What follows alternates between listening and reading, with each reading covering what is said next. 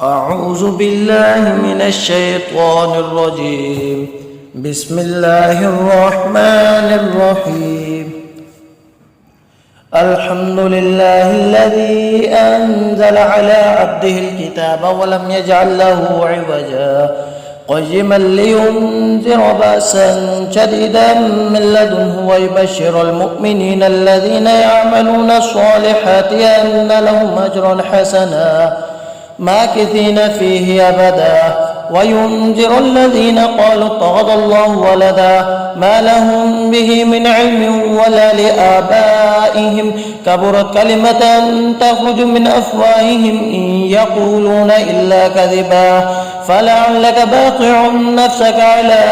آثارهم إن لم يؤمنوا بهذا الحديث أسفا إنا جعلنا على الأرض زينة لها لنبلوهم أيهم أحسن عملا وإنا لجاعلون ما عليها صعيدا جرزا أم حسبت أن أصحاب الكهف والرقيم كانوا من آياتنا عجبا إذ أوى الفتية إلى الكهف فقالوا ربنا آتنا من لدنك رحمة وهيئ لنا من أمرنا رشدا فضربنا على آذانهم في الكهف سنين عددا ثم بعثناهم لنعلم أي الحزبين أحصى لما لبثوا أمدا نحن نقص عليك نبأهم بالحق إنهم فتية آمنوا بربهم وزدناهم هدى وربطنا على قلوبهم إذ قاموا فقالوا ربنا رب السماوات والأرض لن ندعو من دونه إلها لقد قلنا إذا شططا هؤلاء قومنا اتخذوا من دونه آلهة لولا يأتون عليهم بسلطان بين فمن أظلم ممن افترى على الله كذبا وإذ اعتزلتموهم وما يعبدون إلا الله فأووا إلى الكهف ينشر لكم ربكم من رحمته ويهيئ لكم من أمركم مرفقا وترى الشمس إذا طلعت تزاور عن كهفهم ذات اليمين وإذا غربت تقرضهم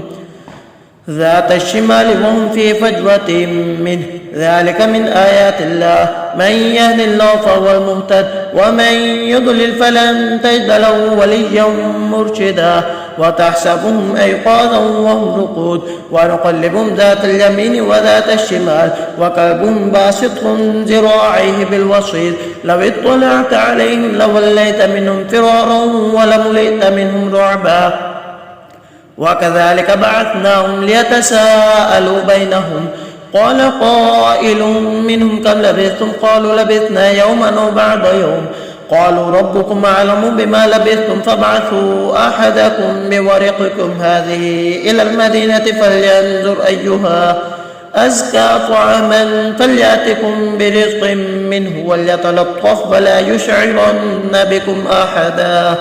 إنهم إن يظهروا عليكم يرجموكم أو يعيدوكم في ملتهم فلن تفلحوا إذا أبدا وكذلك أعثرنا عليهم ليعلموا أن وعد الله حق وأن الساعة لا ريب فيها إذ يتنازعون بينهم أمرهم فقالوا ابنوا عليهم بنيانا ربهم أعلم بهم قال الذين غلبوا على أمرهم لنتخذن عليهم مسجدا سيقولون ثلاثة رابعهم كلبهم ويقولون خمسة سادسهم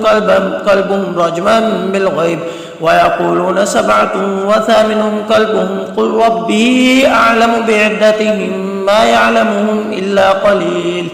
فلا تمار فيهم إلا مراء ظاهرا ولا تستفت فيهم منهم أحدا ولا تقولن لشيء إني فاعل ذلك غدا إلا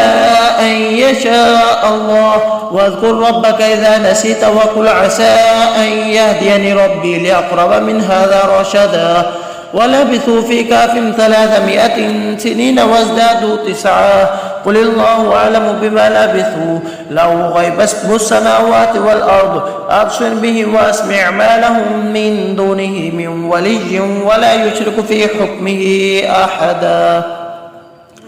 واتل ما أوحي إليك من كتاب ربك لا مبدل لكلماته ولن تجد من دونه ملتحدا واصبر نفسك مع الذين يدعون ربهم بالغداة والعشي يريدون وجهه ولا تعد عيناك عنهم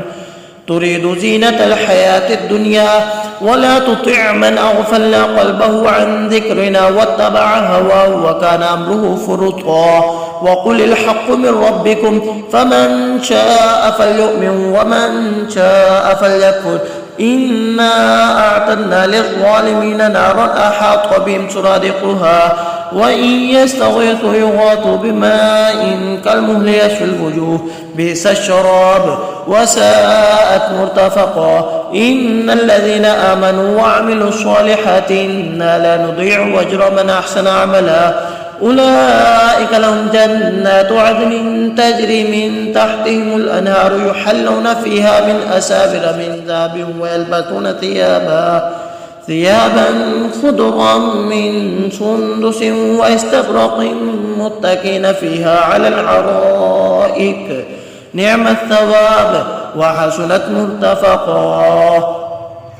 واضرب لهم مثل الرجلين جعلنا لأحدهما جنتين من أعناب وحففناهما بنخل وجعلنا بينهما زرعا كلتا الجنتين آتت أكلها ولم تظلم منه شيئا وفجرنا خلالهما نهرا وكان له ثمر فقال لصاحبه وهو يحاوره أنا أكثر منك مالا وأعز نفرا ودخل جنته وهو ظالم لنفسه قال ما أظن أن تبيد هذه أبدا وما أظن الساعة قائمة ولئن رددت إلى ربي لأجدن خيرا منها منقلبا قال له صاحبه وهو يحاوره أكفرت بالذي خلقك من تراب ثم من نطفة ثم سواك رجلا لكن هو الله ربي ولكن أشرك بربي أحدا ولولا إذ دخلت جنتك قلت ما شاء الله لا قوة إلا بالله إن ترني أنا أقل منك مالا وولدا فعسى ربي أن يؤتني خيرا من جنتك ويرسل عليها حسبانا من السماء فتصبح صعيدا زلقا أو يصبح ماؤها غورا فلن تستطيع له طلبا وأحيط بثمنه فأصبح يقلب كفيه على ما أنفق فيها وهي خاوية على عروشها ويقول يا ليتني لم أشرك بربي أحدا ولم تكن له فئة ينصرونه من دون الله وما كان منتصرا هنالك الولاية لله الحق هو خير ثوابا وخير عقبا واضرب لهم مثل الحياة الدنيا كماء إن أنزلناه من السماء فاختلط به نبات الأرض فأصبح شيما تذروه الرياح وكان الله على كل شيء مقتدرا المال والبنون زينة الحياة الدنيا والباقيات الصالحات خير عند ربك ثوابا وخير أملا ويوم نسير الجبال وترى الأرض بارزة وحشرناهم فلم نغادر منهم أحدا وعرضوا على ربك صفا لقد جئتمونا كما خلقناكم أول مرة بل زعمتم أن لن نجعل لكم موعدا ووضع الكتاب فترى المجرمين مشفقين مما فيه ويقولون يا ويلتنا ما لهذا الكتاب لا يغادر صغيرة ولا كبيرة إلا أحصاها ووجدوا ما عملوا حاضرا ولا يظلم ربك أحدا وإذ قلنا للملائكة اسجدوا لآدم فسجدوا إلا إبليس كان من الجن ففسق عن أمر ربه أفتتخذونه وذريته أولياء من دوني وهم لكم عدو بئس للظالمين بدلا ما أشهدتم خلق السماوات والأرض ولا خلق أنفسهم وما كنتم متخذ المضلين عضدا ويوم يقول نادوا شركائي الذين زعمتم فدعوهم فلم يستجيبوا لهم فجعلنا بينهم موبقا ورأى المجرمون النار فظنوا أنهم واقعوها ولم يجدوا عنها مصرفا ولقد صرفنا في هذا القرآن للناس من كل مثل وكان الإنسان أكثر شيء جدلا وما منع الناس أن يؤمنوا إذ جاءهم الهدى ويستغفروا ربهم إلا أن تأتيهم سنة الأولين أو يأتيهم العذاب قبلا وما نرسل المرسلين إلا مبشرين ومنذرين ويجادل الذين كفروا بالباطل ليلحدوا بالحق اتخذوا آياتي وما أنذروا هزوا ومن أظلم ممن ذكر بآيات ربه فأعرض عنها ونسي ما قدمت يداه إنا جعلنا على قلوبهم أكنة أن يفقهوا وفي آذانهم وقرا وإن تدعوا إلى الهدى فلن يهتدوا إذا أبدا وربك الغفور ذو الرحمة لو يعاقبهم بما كسبوا لعجل لهم العذاب بل لهم موعد لن يجدوا من دونه موئلا وتلك القرى أهلكناهم لما ظلموا وجعلنا لمهلكهم موعدا وإذ قال موسى لفتاه لا أبرح وأبلغ مجمع البحرين وامضي حقبا فلما بلغ مجمع بينهما نسيا حوتهما فاتخذ سبيله في البحر سربا فلما جاوزا قال لفتاه آتنا غداءنا لقد لقينا من سفرنا هذا نصبا قال أرأيت إذ أوينا إلى الصخرة فإني نسيت الحوت وما أنسانيه إلا الشيطان ونذكره واتخذ سبيله في البحر عجبا قال ذلك ما كنا نبغي فارتد على آثارهما قصصا فوجد عبدا من عبادنا آتيناه رحمة من عندنا وعلمناه من لدنا علما قال له موسى هل اتبعك على أن تعلمني مما علمت رشدا قال إنك لن تستطيع معي صبرا وكيف تصبر على ما لم تحط به خبرا قال ستجدني إن شاء الله صابرا ولا أعصي لك أمرا قال فإن اتبعتني فلا تسلني عن شيء حتى أحدث لك منه ذكرا فانطلقا حتى إذا ركبا في السفينة خرقها قال أخرقتها لتغرق أهلها لقد جئت شيئا إمرا قال لم أقل إنك لن تستطيع معي صبرا قال لا تؤاخذني بما نسيت ولا ترهقني من أمري عسرا فانطلقا حتى إذا لقيا غلاما فقتله قال قتلت نفسا زكية بغير نفس لقد جئت شيئا نكرا قال ألم أقل لك إنك لن تستطيع معي صبرا قال إن سألتك عن شيء بعدها فلا تصاحبني قد بلغت من لدني عذرا فانطلقا حتى إذا أتيا أهل قرية استطعما أهلها فأبوا أن يضيفوهما فوجدا فيها جدارا يريد أن ينقض فأقامه قال لو شئت لاتخذت عليه أجرا قال هذا فراق بيني وبينك سأنبئك بتأويل ما لم تستطيع عليه صبرا أما السفينة فكانت لمساكين يعملون في البحر فأردت أن أعيبها وكان وراءهم ملك يأخذ كل سفينة غصبا